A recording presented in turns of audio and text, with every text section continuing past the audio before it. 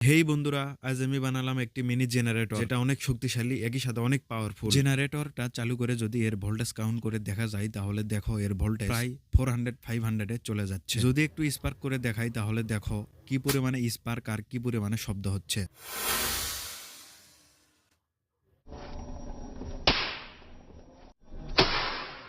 তো চলো দেখা যাক এটা দিয়ে আমরা কি কি চালাতে পারবো। মানে ধরো এখন লোডশেডিং এর সময়, আমরা যারা বাংলাদেশে থাকি তারা হয়তো জানি বাংলাদেশে কি পরিমাণে লোডশেডিং হয়। তো এইরকম সময়ে আমার এই ছোট্ট জেনারেটরটা কি পারবে আমাকে লোডশেডিং এর হাত থেকে বাঁচাতে? যেমন ধরো জরুরি মুহূর্তে লাইট, ফোন টোন, হ্যান এগুলো চার্জ করতে পারবো কি এই জিনিসটি দিয়ে? তো চলো সবকিছু চালায়ে দেখবো। তার আগে চলো দেখে আসি আমি এই জিনিসটি কিভাবে বানালাম।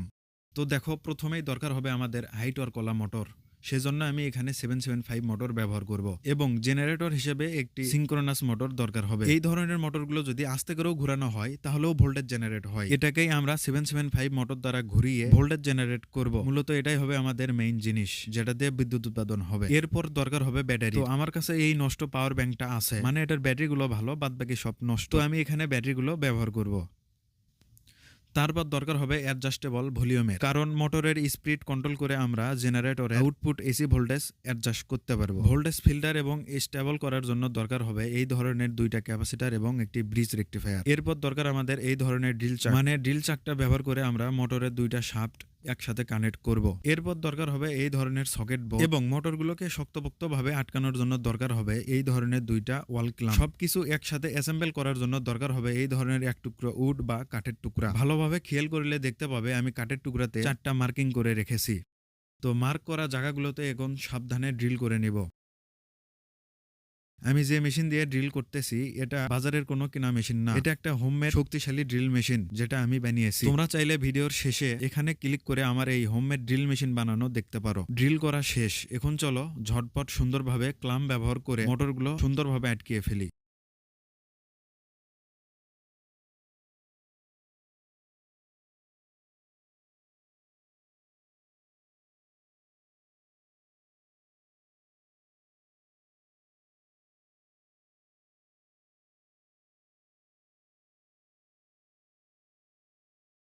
আমাদের ডাইনামো মোটরটা এখানে ফিটিং হচ্ছে না, সেই জন্য আমি এর নিচে ফোম দিয়ে উঁচু করে নিব। তার আগে মোটরগুলোর শাফট একসাথে কানেক্ট করাতে হবে। মোটরগুলোর শাফট একসাথে করানোর জন্য আমি এখানে এই পেনের হেডটা ব্যবহার করব এবং দুইটা মোটর ভালোভাবে একসাথে আটকিয়ে দিব।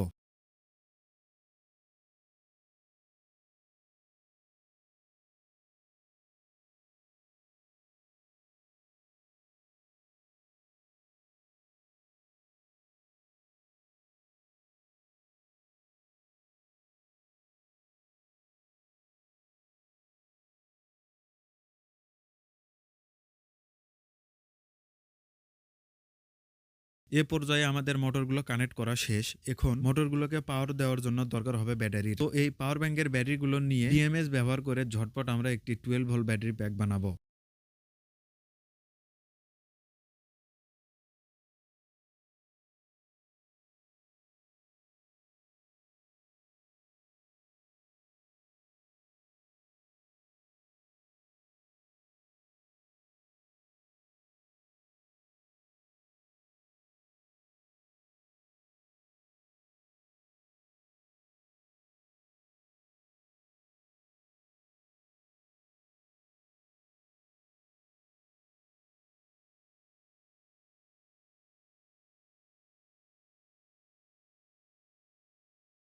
এখানে আমি একটি অন্যরকম কাজ করেছি, তো তোমরা কমেন্ট করে বলো আমি এটা কেন করলাম। ব্যাটারি প্যাক বানানো হয়ে গেলে এর আউটপুট ভোল্টেজ একবার চেক করে নিব এবং ব্যাটারি প্যাকটি চার্জ করার জন্য ফিমেল ডিসি কানেক্টর লাগিয়ে নিব। তো এই পর্যায়ে আমাদের মোটামোটা কাজগুলো শেষ। তো চলো এখন ঝটপট যতগুলো কানেকশন আছে সব সেরিয়ে ফেলি।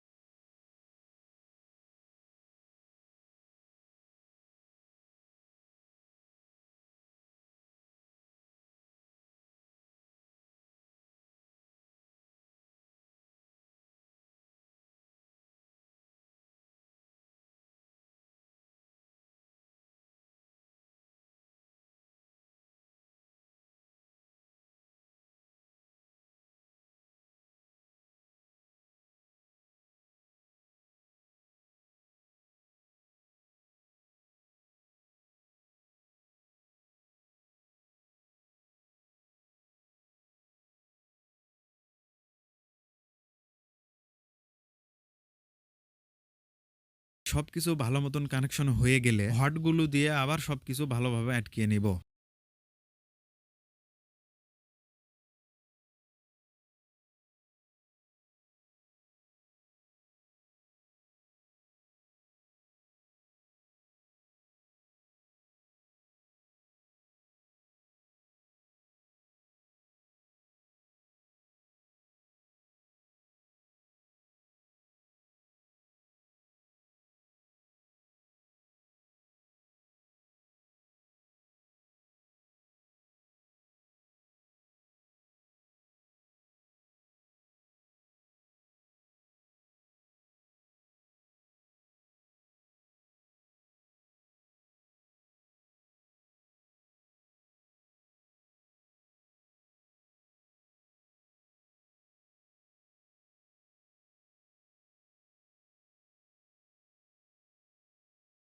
তো ভাই ফাইনালি আমাদের জেনারেটরটা একদম কমপ্লিট। ভাই তোমরা বলতে পারো এটা কেমন জেনারেটর যেটা ব্যাটারি দিয়ে চলে? হ্যাঁ ভাই, এটা ব্যাটারি দিয়ে চলে। যেমন একটি বড় জেনারেটর তেল ব্যবহার করে তার ইঞ্জিনটি চলে এবং ইঞ্জিনের শক্তিতে বড় একটি ডাইনামো মোটর ঘোরে আর সেই কারণেই বিদ্যুৎ উৎপাদন হয়। তেমনি আমার এই ছোট্ট জেনারেটরটা ব্যাটারির শক্তি ব্যবহার করে 775 মোটরটা ঘোরে আর 775 মোটরটা ডাইনামো মোটরটা ঘোরায় আর সেই কারণে এখানে বিদ্যুৎ তৈরি হচ্ছে। আমি যদি এখানে আরো বড় ডাইনামো মোটর ব্যবহার করতাম, যদিও আমার কাছে এটাই ছিল সেই জন্য এটাই ব্যবহার করছি, এই ধরনের মোটর যদি ব্যবহার করতাম তাহলে আউটপুট ভোল্ট এবং ওয়াট আরো অনেক বেশি ভালো পাওয়া যেত, কারণ এই মোটরগুলো 800 ওয়াটেরও হয়ে থাকে আবার 400 ওয়াটেরও হয়ে থাকে। ফলে আমরা এই জেনারেটরটা ব্যবহার করে আরো অনেক বড় সড়ো লোডের জিনিসও চালাতে পারতাম, যেমন ভিডিওতে দেখতে পাচ্ছ।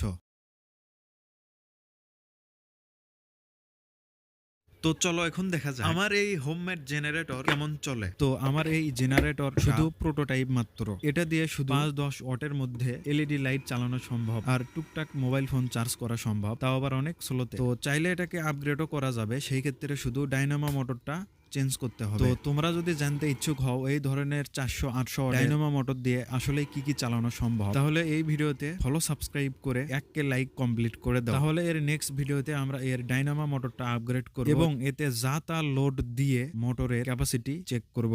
আর তোমরা এখানে ক্লিক করে আমার হোমমেড শক্তিশালী ড্রিল মেশিন বানানোর ভিডিও দেখতে পারো।